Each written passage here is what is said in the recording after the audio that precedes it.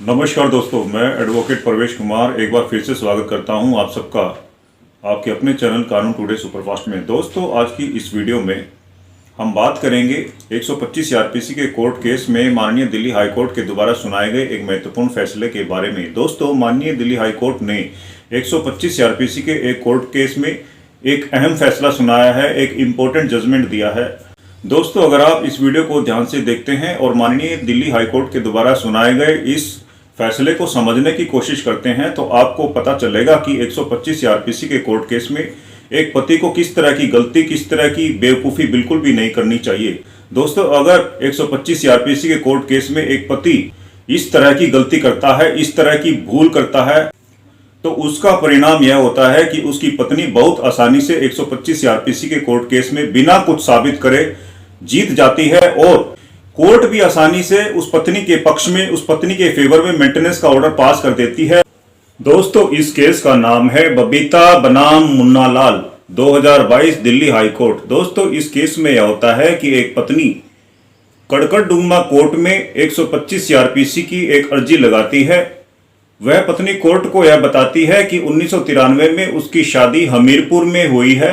और उस शादी से उसके 2 बच्चे हैं, एक बेटा एक बेटी, जिसमें एक बच्चा 6 साल का है और दूसरा बच्चा 10 साल का है। दोस्तों, उस महिला के द्वारा कोर्ट में यह बताया जाता है, यह कहा जाता है कि उसका पति और उसके ससुराल वाले उसे लगातार मानसिक तौर पर, शारीरिक तौर पर प्रताड़ित करते हैं, उसे मेंटली टॉर्चर करते हैं। उस महिला के द्वारा, उस पत्नी के द्वारा कोर्ट को यह भी बताया जाता है कि उसके ससुराल वाले और उसका पति उससे दहेज की डिमांड करते हैं। वह पत्नी कोर्ट को यह भी बताती है कि एक बार उसके ससुराल वालों ने उसे जिंदा जलाने की कोशिश की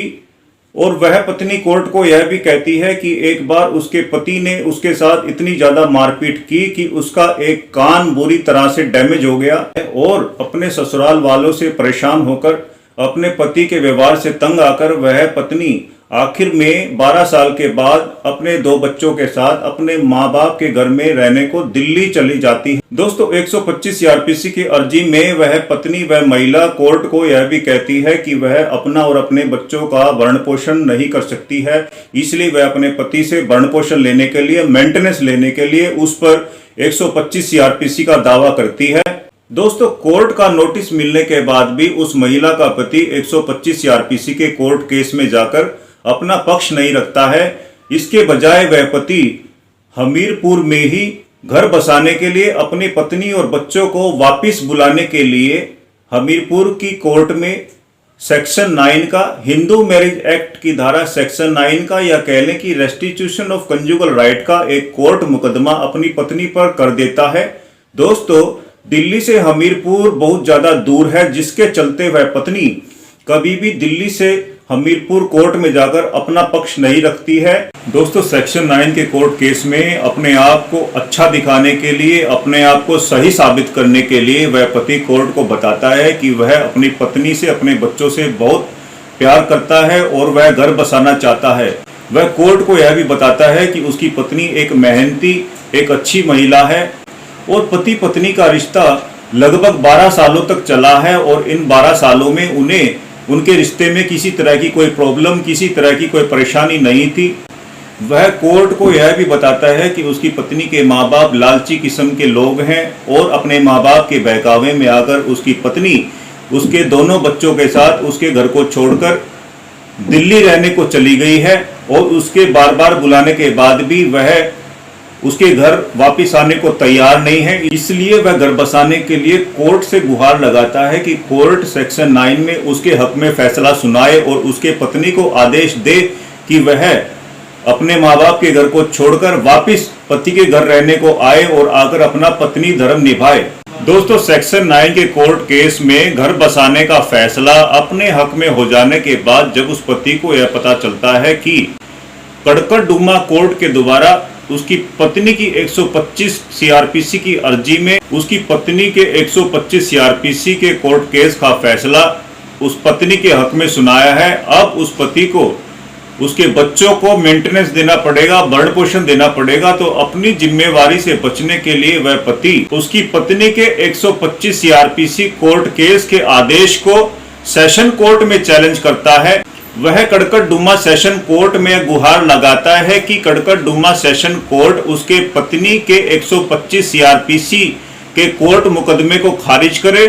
और क्योंकि हमीरपुर कोर्ट ने सेक्शन 9 में घर बसाने का फैसला उस पति के हक में सुनाया है और वह अपने पत्नी और बच्चों को अपने साथ रखना चाहता है, इसलिए उसकी पत्नी को यह आदेश दिए जाए कि वह अपने माँ बाप के घर को छोड़कर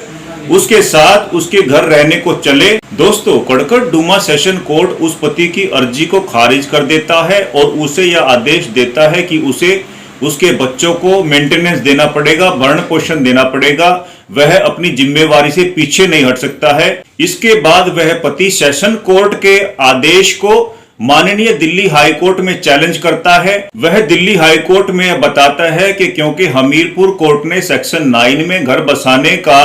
आदेश उस पति के हक में सुनाया है, इसलिए अब उसकी पत्नी का 125 सीआरपीसी का कोर्ट मुकदमा खारिज किया जाना चाहिए। दोस्तों, अपनी पत्नी और बच्चों को मेंटेनेंस देने से बचने के लिए, उनको भरण पोषण देने से बचने के लिए और अपनी पत्नी के 125 सीआरपीसी के कोर्ट मुकदमे को खत्म करने के लिए वह पति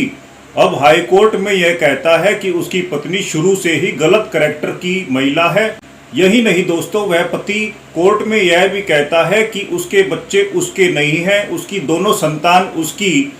जायज संतान नहीं है। दोस्तों, 125 सीआरपीसी के इस केस में फैसला सुनाते हुए माननीय दिल्ली हाई कोर्ट के द्वारा यह कहा जाता है कि अगर कोई पत्नी अपने लिए और अपने बच्चों के लिए भरण पोषण लेने के लिए, मेंटेनेंस लेने के लिए अगर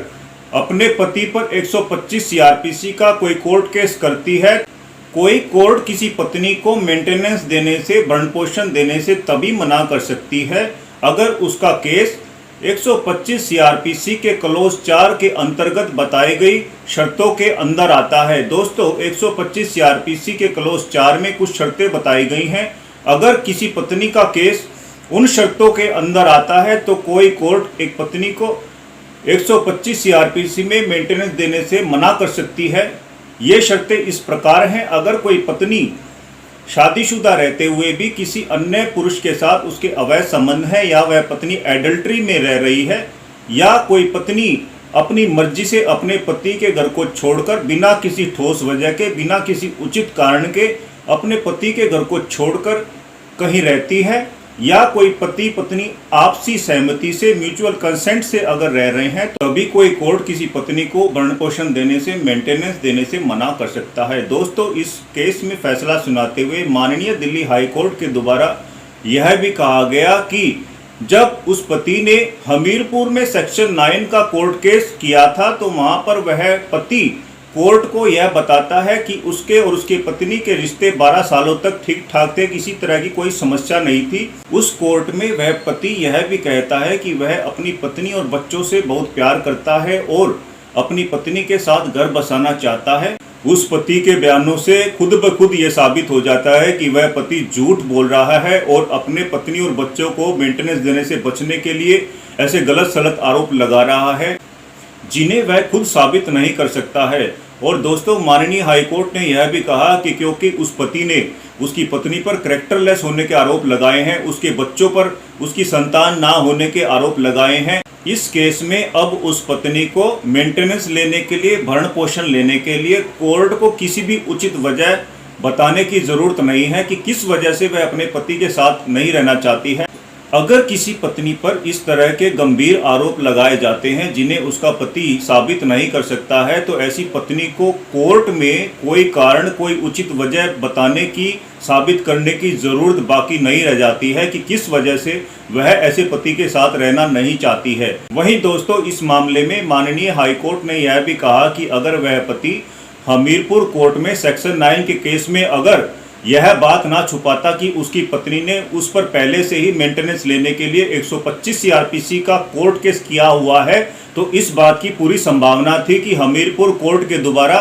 सेक्शन 9 के केस में उसको कोई राहत नहीं मिलती। माननीय हाईकोर्ट के द्वारा यह भी कहा जाता है कि जब कोई पत्नी अपने पति के घर को छोड़कर अपने माँ बाप के या किसी रिश्तेदार के घर रहने को जाती है, तो उस पत्नी को और उसके बच्चों को एक इज्जत की जिंदगी जीने का पूरा अधिकार है किसी पत्नी को और उसके बच्चों को केवल इसलिए जानवरों जैसी जिंदगी जीने को मजबूर नहीं किया जा सकता है जिसको उसके पति ने और ससुराल वालों ने घर से निकाल दिया हो, या कोई पत्नी किसी उचित वजह से किसी ठोस कारण के चलते अपने पति के साथ अपने ससुराल वालों के साथ रह नहीं सकती है, तो ऐसे मामलों में एक पत्नी को और उसके बच्चों को इज्जत की जिंदगी जीने का पूरा अधिकार है। यही नहीं दोस्तों, इस केस में फैसला सुनाते हुए माननीय दिल्ली हाई कोर्ट के द्वारा यह भी कहा गया है कि 125 सीआरपीसी के मामलों में फैसला सुनाते हुए किसी भी कोर्ट को पति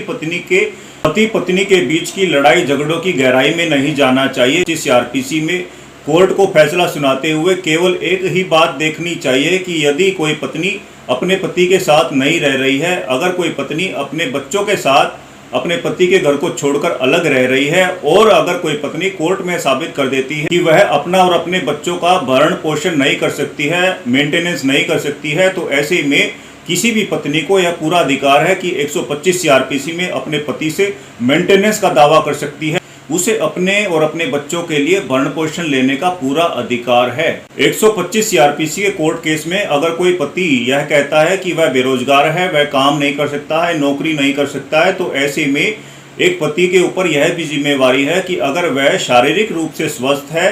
वह हेल्दी है, तो ऐसे में उसे भले ही मजदूरी करके कोई लेबर करके अपनी पत्नी और बच्चों को मेंटेनेंस देना पड़े, भरण पोषण देना पड़े, तो वह अपनी नैतिक जिम्मेवारी से पीछे नहीं हट सकता है। दोस्तों, इस वीडियो में हमने यह देखा कि अगर वह पति अपने पत्नी और बच्चों को मेंटेनेंस देने से बचने के लिए, भरण पोषण देने से बचने के लिए अगर अपनी पत्नी पर कैरेक्टरलेस होने के आरोप ना लगाता, जिन्हें वह खुद साबित नहीं कर सकता था, कोर्ट उसे कुछ राहत दे सकता था। यहाँ पर भूल, यहाँ पर गलती उस पति की ही थी। दोस्तों, कानून की जानकारी वाले ऐसे ही वीडियोस पाने के लिए आपसे अनुरोध है कि आप कानून टुडे सुपरफास्ट को सब्सक्राइब करें। धन्यवाद।